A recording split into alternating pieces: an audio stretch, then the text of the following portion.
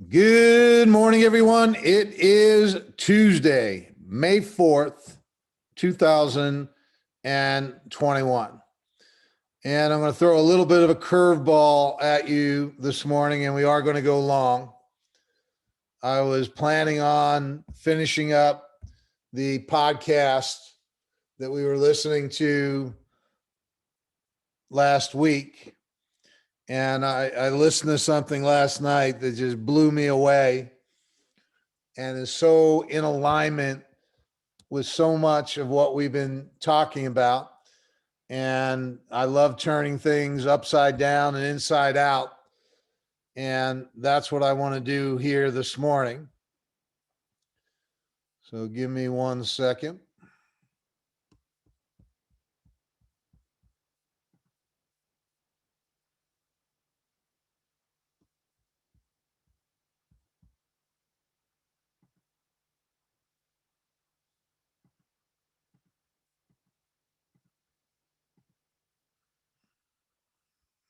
Bear with me.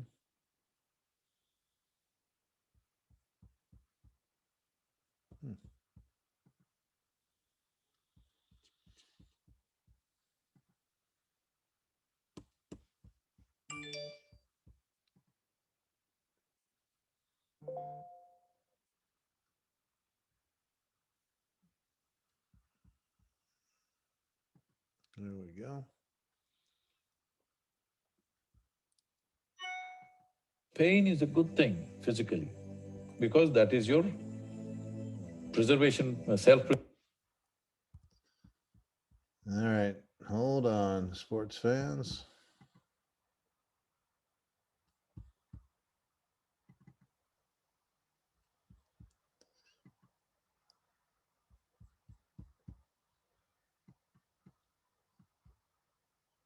Pain is a good thing physically, because that is your preservation, self-preservation mechanism.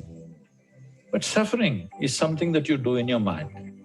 So pain that happens in your body, you take it in your mind and multiply it 1,000 times or 1,000,000 times, depending on how capable you are, and suffer it 1,000,000 times over. Right now, most human beings are like this. What happened 10 years ago, they can still suffer. What may happen day after tomorrow, they already suffer. They are not suffering life, they think they're suffering life. They're not suffering life, they are suffering the two most fantastic faculties that human beings alone have: a vivid sense of memory and a fantastic sense of imagination.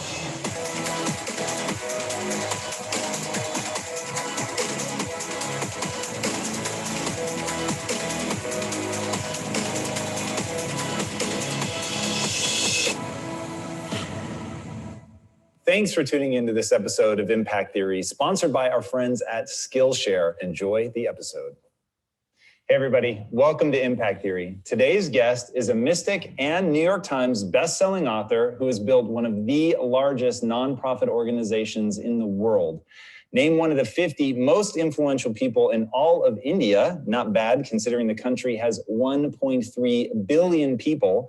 He has been invited to speak at some of the most prestigious international conferences on the planet, including the World Peace Summit, the United Nations, and the World Economic Forum. His mission is to raise every human being to the peak of their potential, and to that aim, he established the Isha Foundation, which, with headquarters in both India and the US, has implemented several large-scale human service projects designed to uplift rural areas, help with education reform and environmental stewardship, as well as holistic and healthy living. He's also written several profoundly transformational books, including Inner Engineering, A Yogi's Guide to Joy, and Adi Yogi, The Source of Yoga. So please help me in welcoming the contemporary spiritual leader with millions of global followers, the man who has cracked irreverent jokes everywhere from MIT to Google on things both mystical and highly practical, the uncompromising Sadhguru. Come after. How you doing? Welcome. I am beyond excited to have you on the show. Going and looking at what you're trying to accomplish in the world, is very much in line with what we're trying to do in terms of human potential, which I think is super exciting, but we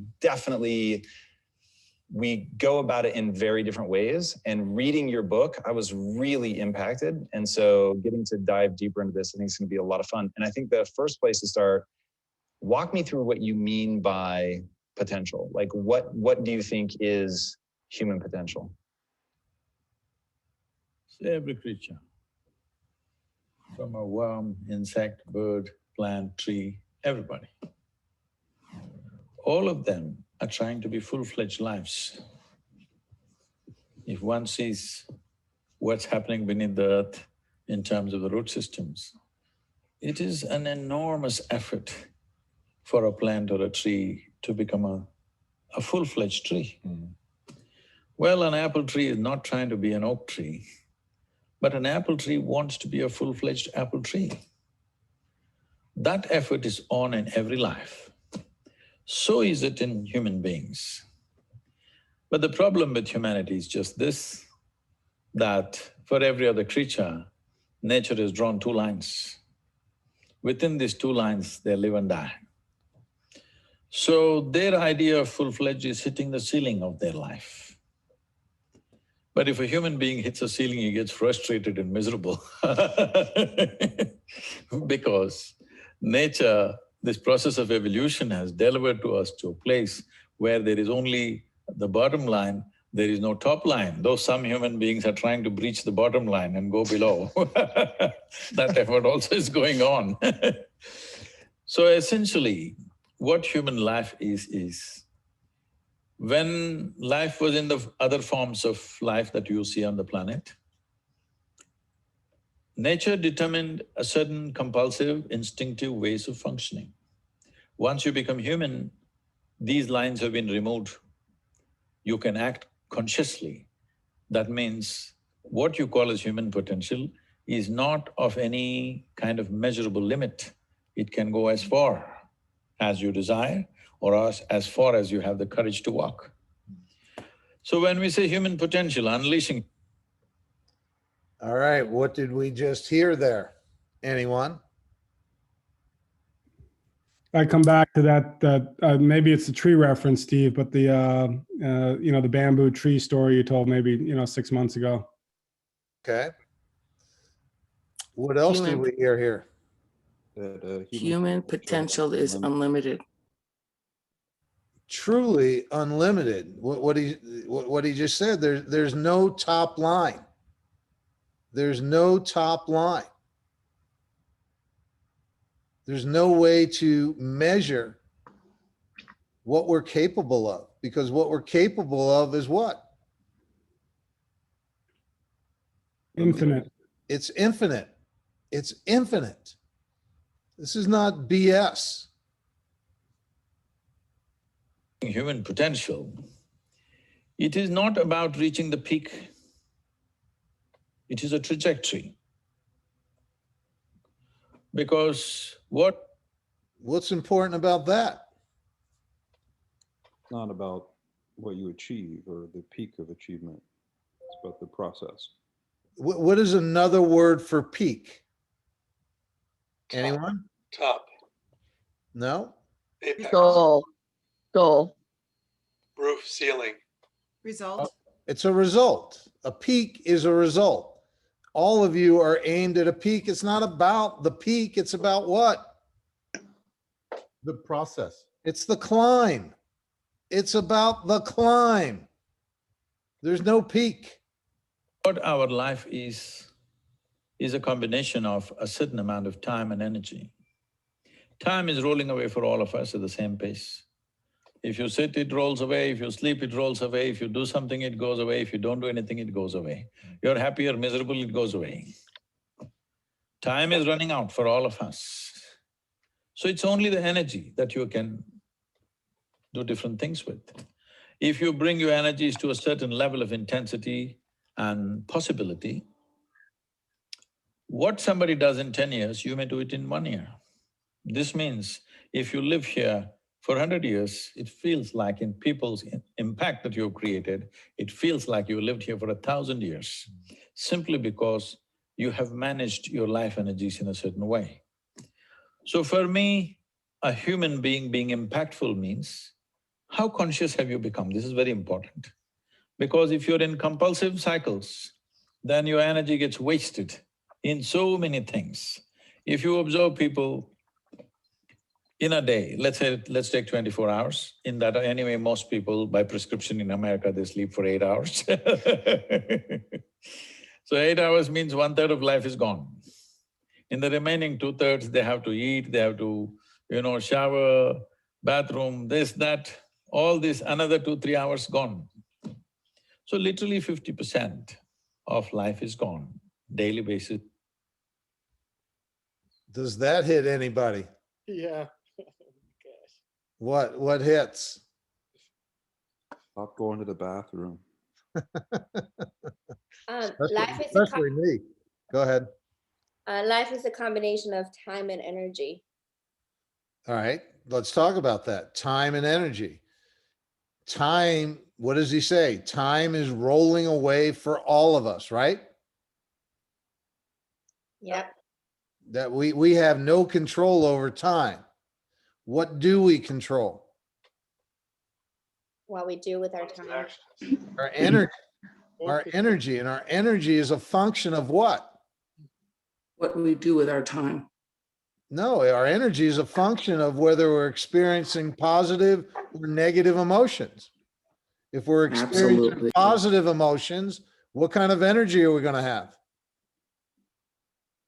Positive. Positive. If we're living in negative emotions, what kind of energy are we going to have? Negative. Negative. And we are 100% in control of what kind of energy we want to experience. This just for basic maintenance of this life. 50% of the time is gone in maintenance. The remaining 50%, what they have, if you look at every single move that they may make with their body, their thought process, their emotions, Oh, and by the way, we're spending most of our time engaged in what? Competition. Most of our waking time engaged in what? What did he say earlier? Did anyone catch that? We're living in the future. No? Living in the past. No, we're living in compulsive activities, which is another word for what? Chasing. Conscious. It's another way, it's chasing is what? Survival. It's a compulsive activity. And compulsive activity is death. That's what it is. Keep listening. you will see a whole lot of it is happen. Again, compulsive versus what? Conscious. Conscious, thank you. In compulsive cycles. Or in other words, if you are little sensitive to life, you will realize you are the biggest issue in your life. So this is one thing that I'm trying to do with people, that you are never the issue in your life. I'm not the issue. My thought, my emotion, my body is never the issue. My thought, my emotion, my energy and my body are my instruments of function. They are not impediments in my life. But I would say for 90% of the human beings, their own body, then the compulsions of the body, the compulsions of their thought, the compulsions of their emotions are ruling them most of the time. So when you yourself are a problem, well, you're on self-help. So how do you begin to break out of that? Like if we're all stuck in these compulsive patterns, how do you gain the consciousness that you're talking about and begin to, I don't know if the words go beyond, elevate, like how do you stop being in that endless cycle? Everybody wants a solution, but nobody wants to delve into the problem and see what is the nature of the problem that we have. Okay, guilty anyone? Sure. Yes. Hello? Yes. 100%, yeah. Guilty. Of course. And what are you guilty of specifically? Wanting a quick fix. Everyone wants what? Instant gratification. Everyone wants the answer. Very few are willing to do what? The work. Dive into the problem.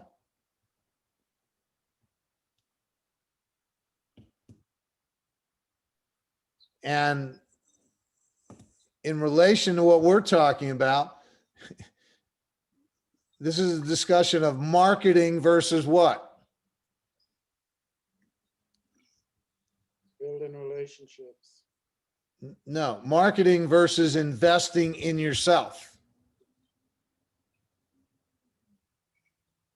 When you're looking at marketing, you're looking for what? Quick fix. Quick fix. A fix, an answer. Diving into you. That's investing in yourself. The nature of the problem is like this. Why are we compulsive? What is it that's compulsive about us? Compulsion means we are going to the same place again and again. That means we're going in circles. The nature of physical existence in the universe is such, whether you take an atom, an individual atom, or the cosmic space, everything that's physical is always in cyclical movement. The atoms are doing their circles, the solar system is doing its stuff, the galaxies are doing their stuff, our own bodies are going through cycles. In fact, we are born because of the cycles in our mother's bodies. That's why we are born. So, entire physical nature is born out of cyclical movement. That means compulsiveness. So do not misunderstand compulsiveness as something bad, it's the basis of your existence. It is a good platform. But you're supposed to stand on the platform and act. Right now you have become the platform, so somebody else will dance on you. Interesting. That's so my thing and part of what drives me is All right, so what are the implications of what he just said? Ugh, it's dense. That's a deep one. We're all going to engage in what type of activity? Compulsiveness. Compulsive activity, correct? Because that is the nature of what? My existence. Life. However, do we engage in this activity consciously or unconsciously? Chasing is what? Conscious. Unconscious. Compulsive activity. Building relationship is conscious compulsive activity. getting getting efficient at achieving your goal, which I'm sure is less What is the thrilling goal? for you.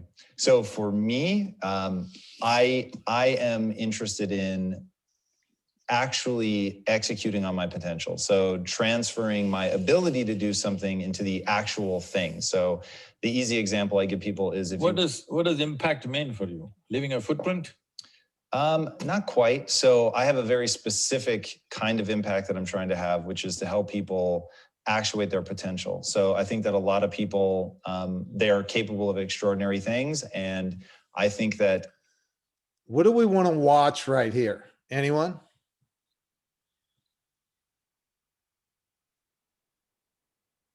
He's gonna catch. I see fact, logic, reason with his answer.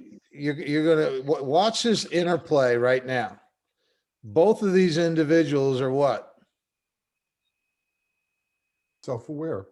Accomplished. And they're very, very committed, right? Do you get that sense? Yes. Okay, now watch this interplay. It's very interesting. To your point about joy, I think one of the things that's absolutely foundational to joy is growth. And so getting people on a path where they believe they can grow. that. What is foundational to joy? Growth. All right, watch the answer. Way. That's Why is just- growth foundational to joy? Joy is foundational to growth, isn't it? Probably, yes. But I don't have an insight as to what came first, which is All right, here we go. That's it. Where's this discussion going? What comes first? Joy or growth? What comes first? Joy. This is east versus west Hold right on. here. All right. Give me a break. Hold on here. All right. And who just said that? East versus west? Danielle, Okay. And where do we live? west. West. So how do we get to joy? By achieving. By It's achieving. gonna be very hard. Yeah, by achieving. By achieving, right? Is that not our framework that we live by? Achieve more and I will what? Have joy. I will experience more joy in my life. However, my basis for achieving more is fueled by what? Joy. Compulsion. Compulsive behavior, compulsive thinking. It's fueled by fear, is it not? And lack. The fear that if I don't achieve more, what's I going to won't happen? have joy. I won't have joy. Now, here, this is so critical. All of you work so hard for one reason and one reason only. What is that reason? Money. To achieve. So you can be happier. Would you disagree? No. Okay. Now, if we start from a place of happiness, if that is our starting point versus a place of fear, if we start from a place of happiness, are we more likely to achieve greater things or lesser things? If we start from happiness, if we start from joy, Greater. Things. Think. so what are we doing to ourselves when we start coming from a place of fear? What are we doing from ourselves? What are we doing to ourselves? Limiting ourselves. We're handicapping ourselves. Do you get that? You're stacking the odds against you rather than stacking the odds in your favor. Children come from a place of joy. Right. And what is the one thing that children don't understand until we beat it into them? There's limits. No. They think they can do right? anything. No, we beat no into them, right? No, you can't do this. No, you can't have that. No, no, no, no, no. Yes. It's true. So this is fundamental here. Are we going to be better served? Are we going to be better served focusing on choosing happiness and joy unconditionally? Or are we going to be better served busting our butt every day with the idea that if we can achieve more, then we're going to be happy and joyful? But the joy was always there. We just become callous to It's our intrinsic the nature. conditioning. Absolutely. Absolutely. We've been programmed for what? Fear and limitation. It's not our intrinsic nature. Yes, correct. Hey, Steve. Yes. So if joy is predicated on achievement and accumulation, I think the idea or the concept that we ultimately have to let go of anything we accumulate anyway, because it's all temporary, we're gonna pass on. And so when these things disappear at the end of our lives, will the joy also disappear from our lives because we don't have those things or access to those things anymore? Well, as long as we're attached, we don't have joy. What do we have instead? Fear of losing that attachment. We have suffering. That's what we have. We have suffering. We go through our life either holding on or resisting, which is another word for death, by the way. Survive. What actually is survival mode? That's dying on an installment plan. How about that one? Let's continue here.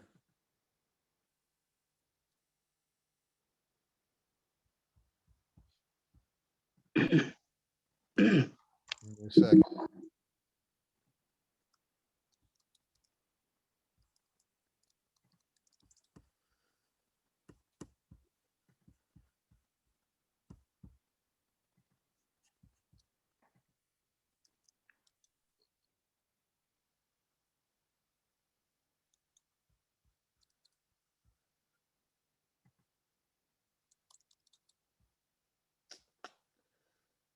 Oh, I love technology. Which is No, no. exactly why you're here. No, there is substantial medical and scientific evidence to show that only when you're in a pleasant state of experience, your body and your brain works at its best. There's no argument about that. There's enough evidence to show that. So whatever impact or success or reaching goals or growth or whatever you say, on one level in the physical world, it's about how well you harness your physiological and your psychological process, isn't it? Whether your body and mind works against you or works for you, this is a big difference. So there is enough evidence to show only when you're in pleasant levels of experience, this happens best. So obviously, joy is first, then growth. If you're joyful constantly and you have no fear of suffering because you understand all human experience comes from within you, and so you have managed to create the kind of experience that you want, now growth is possible unbridled. If you have the fear of falling down and suffering, you will not go very high, isn't it? So how do you work through that? How do you help people on that path? Many ways to look at it. One of the simplest ways to see it is all human experience has a chemical basis to it. Right now, let us say you're joyful. If you look at your chemistry, it'll be in a certain way. Let's say you're miserable. If you check your chemistry, it'll be in a completely different way. Now we have a technology that with which you create a chemistry of blissfulness. So my chemistry is blissful, doesn't matter what's happening. The drama around me is happening in so many different ways, but this is a privilege that I've kept for myself. Me being joyful or miserable, me being peaceful or disturbed, these privileges I have not given it to anybody else, I kept them to myself. I think every human being should do that. That the privileges of the nature of your experience must be in your hand. Because when you try to act in the world, there are many forces. All of them will not always cooperate. Sometimes they cooperate, many times they will not cooperate, many times they'll turn against you. This is the nature of the world, that's how it should be. World will never happen 100% your way, and I'm glad it is so, because if it all happened your way, where do I go? I'm glad it's not happening your way, little bit my way, little bit. All right, what are the implications of that? Joy is foundational to, if you want to fix to accelerate your growth, come from a place of joy, which also echoes the Chris Voss thing that people operate and function and negotiate better if they're in a positive frame of mind. Okay, other things that you just heard. I'm okay if it doesn't go my way. I would like the business, but if I don't get it, it's not the end of the world. What else did you hear? How can I expect the world to go my way when there's billions of people on the planet and everybody wanting the same thing? It's just not possible. Why not? There wouldn't be space for everything that everybody wants to happen at the same time. Right, but you want what you want, Jeff. Right? So are you saying the world is not going to conform to your wishes alone? Is that what you're saying? That's what he's saying. Is that what you're saying? Yes. Everyone, are you going to tell me that you don't act as if the only influence in a buyer and seller's life is you?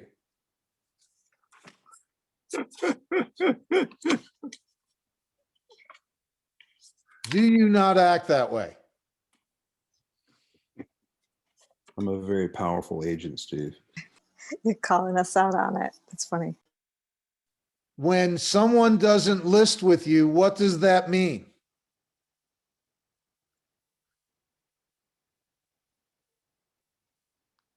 In your mind, what does it mean when they don't list with you? Wasn't meant to be.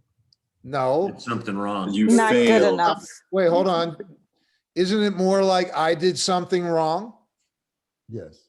And when they list with you, doesn't it mean I must have done what? Something right. Something right. As if what?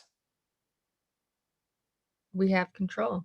We are the only person influencing their decision. How ridiculous, how utterly ridiculous is that?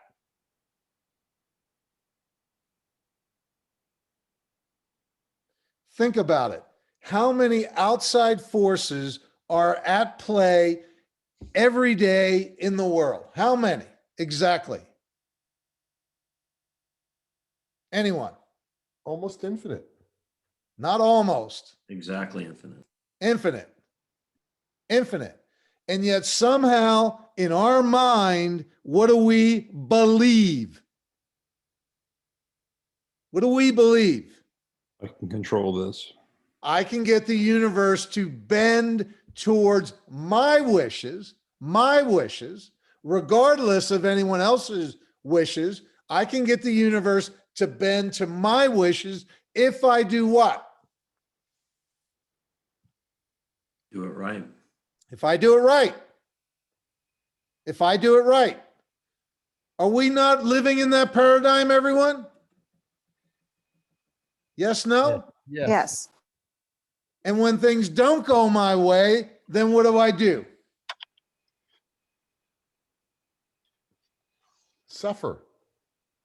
I either judge myself or I point a finger at somebody, correct? Yes, no? Absolutely. I mean, tell me we are just not bat shit crazy, please.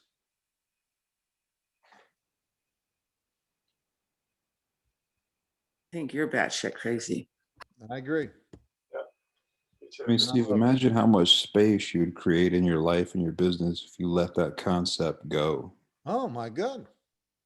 Well, we're not done here. We're not done, ladies and gentlemen. Bit your way, a little bit somebody else's way. That's how the world should be. That's very interesting.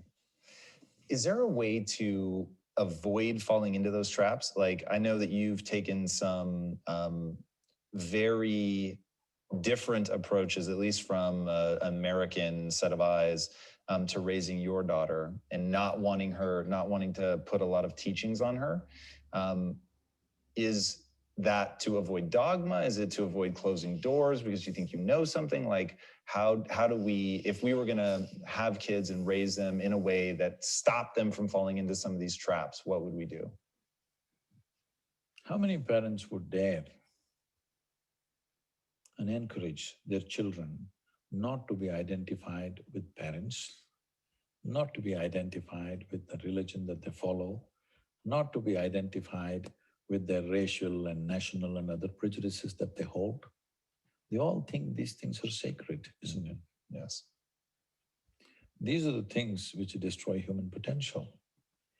Whether you want to turn a human being, see, I see this term and it really hurts me when people say, it's very common, only in America I hear this, I was raised as whatever, Catholic or Baptist or a Christian or Muslim or whatever else I was raised. See, you must raise only cattle and sheep. You don't raise human beings. You have to cultivate a human being. You have to give space and give support of love and support so that a human being grows, because every human being is capable of a unique possibility. Raising means what? A flock is what you raise. You don't raise an individual, isn't it? It's very interesting. So, for this, we need to come to a certain level of maturity within ourselves. The most fundamental thing is, our children need not look like us, need not think like us, need not act like us, need not be us in any way. A child is not a legacy. It's a life. And it is an individual life. It has to be what it has to be. Well, if I do not influence, right now the fear is if I do not influence, somebody on the street will influence the child. How many of you were raised? I was. Yeah, me too. That's an amazing thought. What were you raised to be?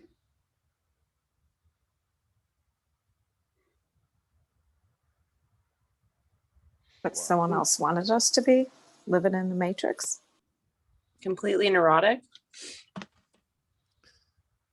And A good Christian girl. another term for raised is what? Programmed? Programmed. Controlled. Programmed. Programmed. Our programming, right? We were programmed to be something, correct? Yay, nay? Yay. Correct. Yep. We gotta let go of that too. 100%, because who did the programming? Who did the programming? Our parents. Society. Not us, not us, not us. Unless you got on this path a long time ago, good for you. But unless you became very conscious, you had nothing to do with your programming.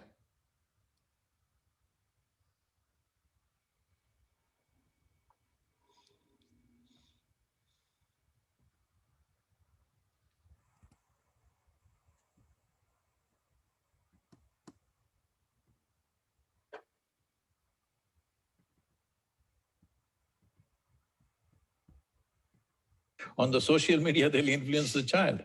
So to cultivate a child so that they know that the intrinsic intelligence and being human is more important than being influenced by this or that. It doesn't matter what it is. Whether it's parentage, or it's a priest, or it's a guru, or it's a pandit, it doesn't matter who. Influence is not important. What is important is the intrinsic intelligence finding its full potential. And do you think as we grow up… All right, did anyone hear that? Intrinsic intelligence. Right, getting in touch with that. Because our intrinsic nature is we are perfect, faults and all. We are perfection, just the way we are. Our intrinsic nature is we are an expression of infinite possibility. Again, going back to the beginning of the conversation, there is no top line. Our intrinsic nature is we are one with life. So rather than trying to influence our kids or other people, it's about helping others tap into their intrinsic nature. Up in a modern context that we can avoid adopting those beliefs. You talked one time, I thought this was so interesting, about how every time you get a belief, it's like a conclusion, and every conclusion is a death unto itself, and it's like shutting a door on something. Yes, otherwise, see, you just see, you look at your own picture when you're 5 years of age, it's like this. Slowly it's becoming like this. What is it? You're dying in installments. The more conclusions you make, the less alive you become. This is all that's happened to people. Wow.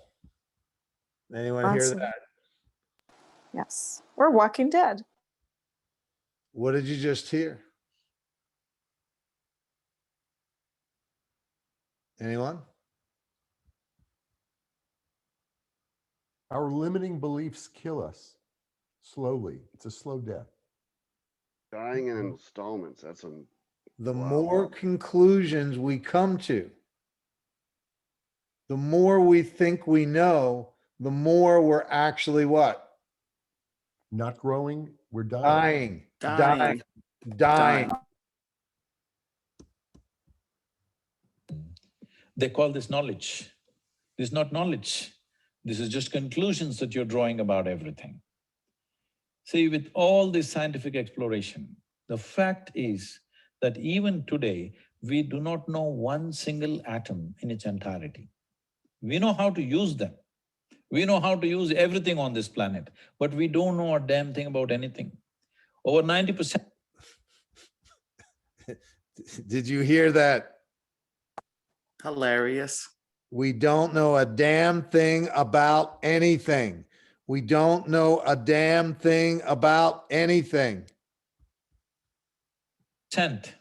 Or 99% of an atom is empty. We don't know what that emptiness contains. Over 99% of the cosmos is empty. We don't know what that is. So, this is like I give you a 1,000,000-piece jigsaw, but you found in your hands, you have only 3 of them. With these 3, you make a picture and you're euphoric that you made a picture. Well, I'm sorry, there are 1,000,000 pieces to this. Has anybody gathered all the pieces? No. Then don't make a picture. Wow.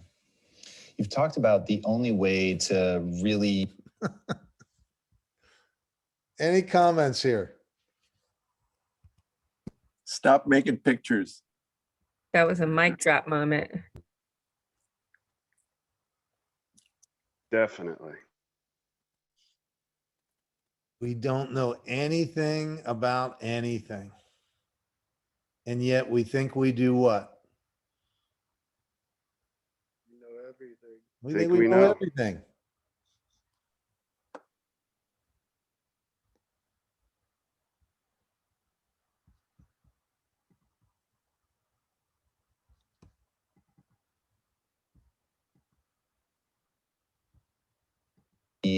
Make change is to turn inward. As we look inward, turn inward, go inward, what are we working on awareness, consciousness? Like what is the… See, right now, what are the instruments of your experience? You know you're here only because you can see, hear, smell, taste and touch. This is the only way you know that you're here right now. Suppose you doze off, don't, okay? Suppose you doze off. You don't know that you're here, isn't it? Yes. Even though you're here, your heart is beating, everything is functioning, the world is on, we are all here, but you won't know that you're here, nor will you know that I'm here or anybody else is here, isn't it? Yes. All that's happened is, life is on, full on, even within you. Only thing is, these 5 sensory organs have shut down. So your entire experience of life right now is happening because you can see, hear, smell, taste and touch. Just look at the nature of the sensory organs. In the very nature, they're outward bound, isn't it? Can you roll your eyeballs inward and scan yourself? No. Shall I give you a bad example? Sure. Our nose is located right above our mouth. Suppose you don't brush your teeth for 3 days. Though this nose is right here, it won't tell you you have not brushed your teeth. The whole room will know you have not brushed your teeth, but you will not know. This is the human predicament. It's very easy to see what's wrong with this guy, what's wrong with her, what's wrong with her. It takes a lot of observation to see what's wrong with this. That level of keenness of observation is missing in most people. They need to cultivate that. And so it's tempting to, when reading your book and hearing your story, it's tempting to say, oh, this is how he cultivated that, whether it's sitting in the tree that was swaying and then doing swaying meditation. Is that actually how you cultivated it, or is there something else? Because somebody watching right now, they want to be able to begin to access this. And if it's a simple letting go of belief and dogma, or if it's awareness of the Letting self. go of belief and dogma is not simple. It's not simple. People are who they are only because of what they believe and what they have held like that. Because without this, they don't know where they belong. To live here without belonging to anything, but still involved with everything, takes a lot. Most people belong, but they're not involved. It is like belonging is like an insurance policy. It's simply there. Involvement takes you. To be constantly involved with people around you, it takes you to be conscious and on. But I belong to you. I don't have to do anything, I've professed already I belong to you. I'm married to you, I belong to you. Legally it is settled. So I don't have to be conscious of you, nor do I have to be involved with you, still I belong to you. So belonging means, belonging, believing or identifying simply means you have found a way to sleep through your life. It's called sleep. When we say, people usually use this term with animals, if you said, we put our cat to sleep, what does it mean to you? For real? That they killed their cat? Yes. So I'm talking about sleep in that context. I believe this, I belong to this, I'm identified with this means it's sleep. That means you're partially dead. Okay, thoughts, anyone?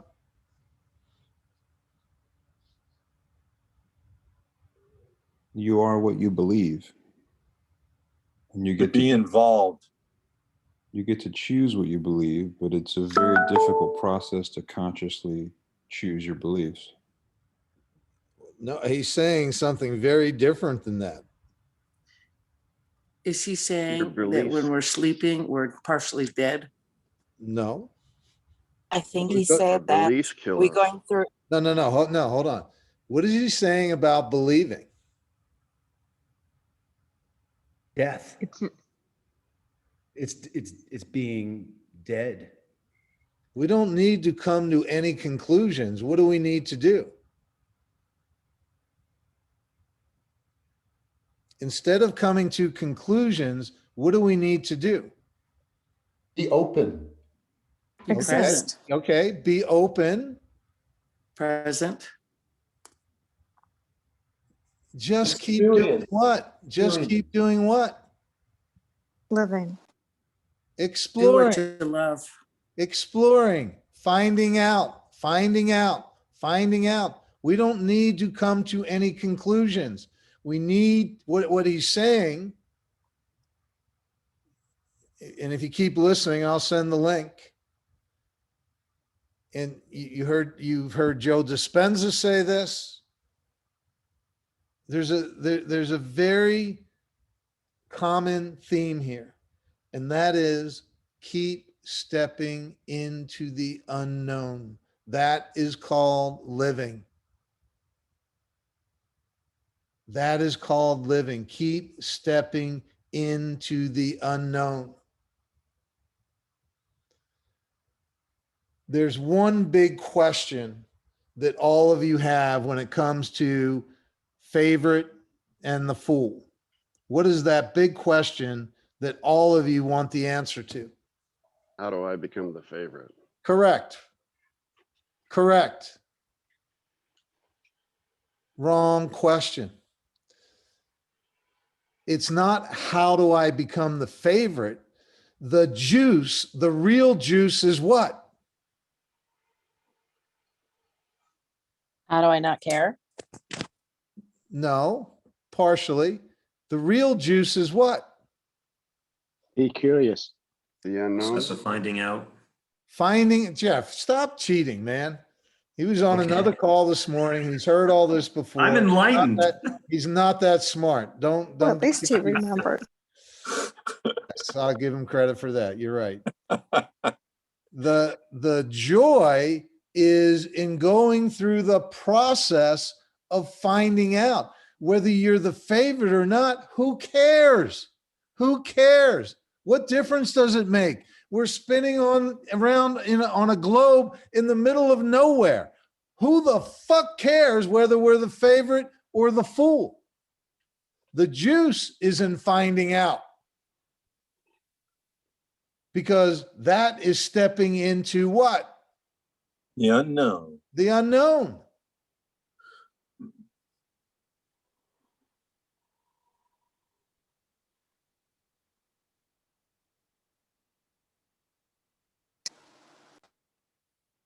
Any thoughts here?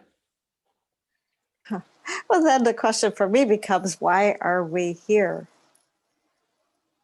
We're here to find out what we're capable of. That's why we're here. To tap into this infinite potential and find out what we can do with it.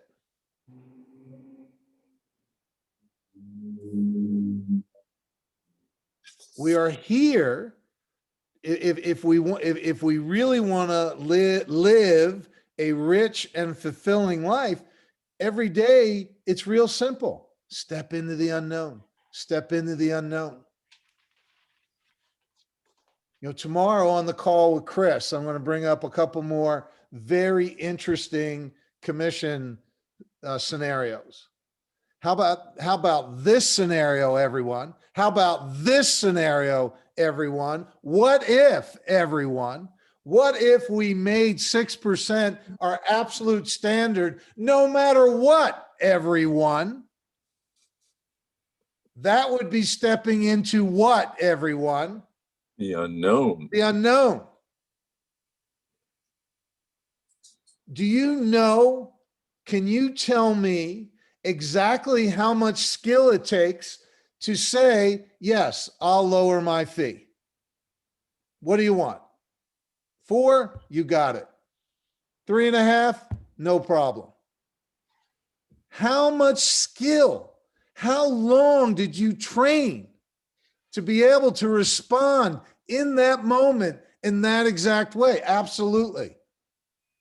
Whatever you want me to work, that's my fee. No problem. How much skill does that take? None. None? Really? You don't sit in front of the mirror every night and practice? They say, would you be willing to go down to 4? And you go, absolutely. Tone, hand gestures.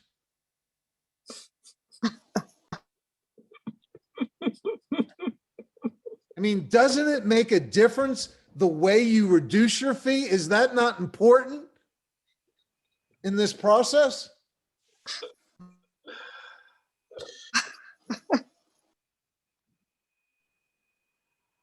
I mean, not anyone can reduce their fee, right? Not like I do, Steve. I'm not like Richard. I mean, that guy, when you talk about reducing fee, that guy can reduce fee. Nobody caves like me.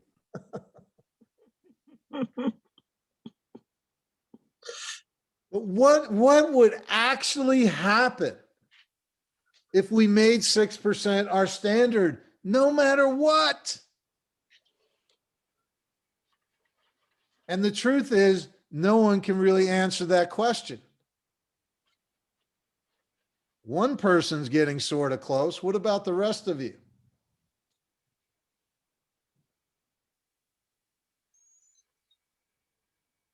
So any food for thought in this podcast?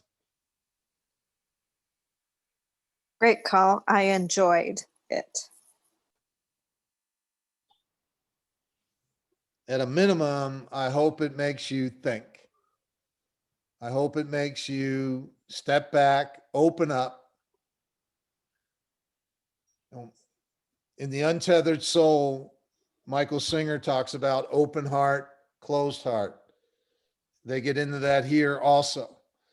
An open heart is another way of saying you're living. Having a closed heart is another way of saying you're dying. And I don't want to die in installments. well, that's what we're doing. That's what we're doing. And we need to acknowledge that and recognize that, and we can change. And we can change by embracing whatever life gives us. Remember, it is the pain of the past that creates the fear of the future. It is the pain of the past that creates the fear of the future.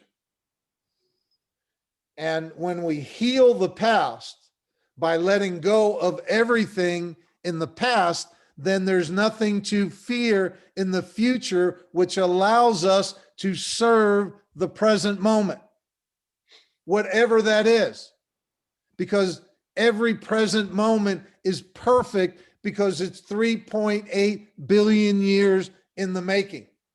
And we have no control over the present moment. We have total control over our experience of the present moment.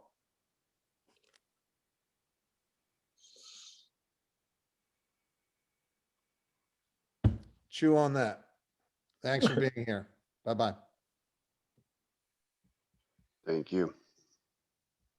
You are Thanks, welcome. Steve.